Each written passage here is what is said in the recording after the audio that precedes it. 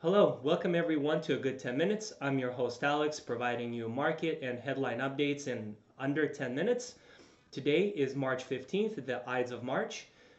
Looking over stock updates from yesterday, we had overall a slide in the stock market yesterday after another round of hotter than expected inflation data spooked investors.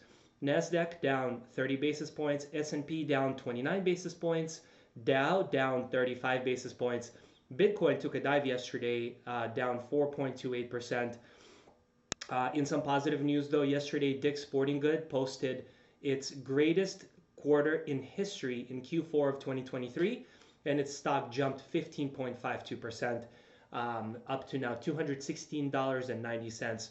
Please check out that stock. It may be an interesting investment for you. Looking into some headline updates from yesterday, Chuck Schumer was in the news big time yesterday as he called for an election in Israel to replace Netanyahu. In a speech on the Senate floor yesterday, Majority Leader Chuck Schumer said Israeli Prime Minister Benjamin Netanyahu, quote, no longer fits the needs of Israel after October 7th, arguing that the Israeli leader cares more about his political survival than the country's best interests. Schumer, who is the highest ranking Jewish elected official in the US and in fact in US history, also implied that Netanyahu's right-wing coalition is threatening to turn Israel into a global pariah. The speech came as frustration mounts in the Biden administration over the civilian toll in Gaza.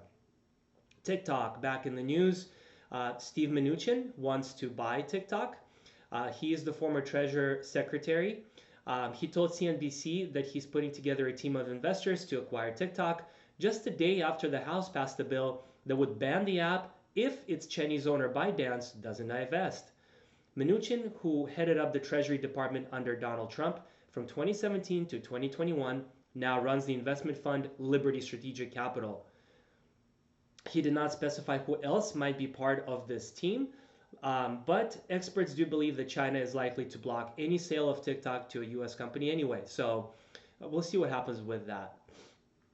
Bitcoin a little bit in the news. I thought this was very interesting. Not sure if you all have heard this, but after a 6-week trial, a UK court ruled that Australian computer scientist Craig Wright is not Satoshi Nakamoto, the mysterious inventor of Bitcoin.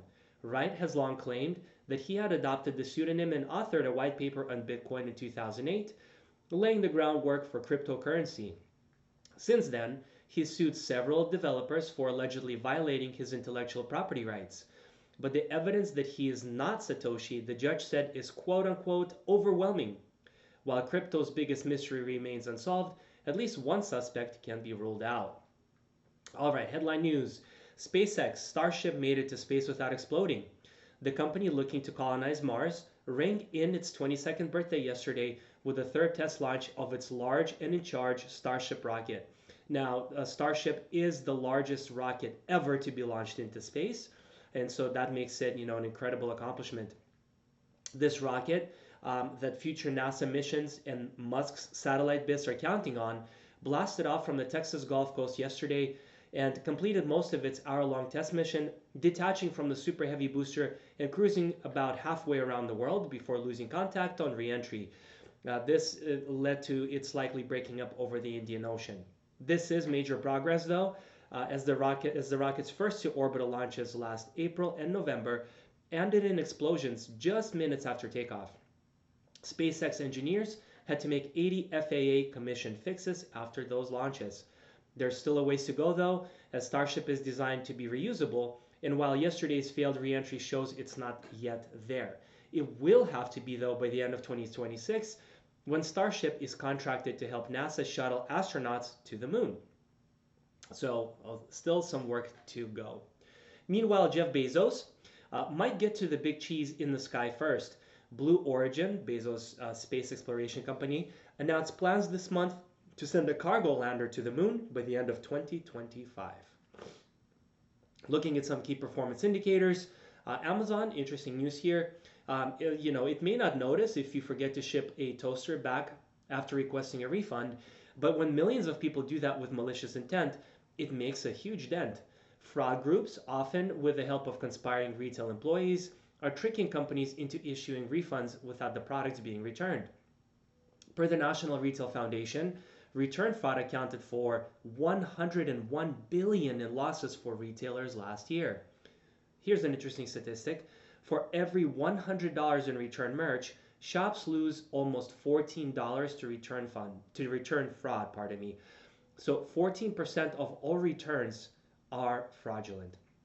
These groups tend to operate like sophisticated businesses, marketing their services on platforms like TikTok and Reddit. Amazon said it's now using machine learning tools to detect this fraud.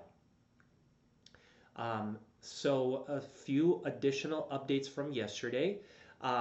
President Biden came out against the planned sale of U.S. steel to Japan's Nippon Steel, saying, quote, it's vital to remain an American steel company that is domestically owned and operated. Retail stores rose 0.6% last month, rebounding from a 1.1% drop in January. Outdoor Voices is reportedly closing all of its stores this week as the athleisure company transitions to an exclusively online business. Under Armour announced that founder Kevin Plank is returning to the company as CEO, sending shares plummeting. Amazon is hosting its first big spring sale, which is open to all shoppers, not just Prime shoppers, from March 20th to March 25th. So mark your calendars because it's supposed to be a blowout sale on Amazon. Lastly, Aaron Rodgers denies a CNN report that he floated conspiracy theories about the 2020 Sandy Hook massacre. Please recall that yesterday, RFK Jr. floated the idea of having Aaron Rodgers, the quarterback of New York Jets, be his running mate for president of the United States as a VP. That's all I have for the day. A nice and quick update for you all on this Friday. I hope everyone has a fantastic weekend. Thank you so much for watching. As always, comment, give me some feedback. I'm hungry for your opinion on this content and how I can make it more palatable. Thank you all so much, and I'll see you all tomorrow. Bye-bye.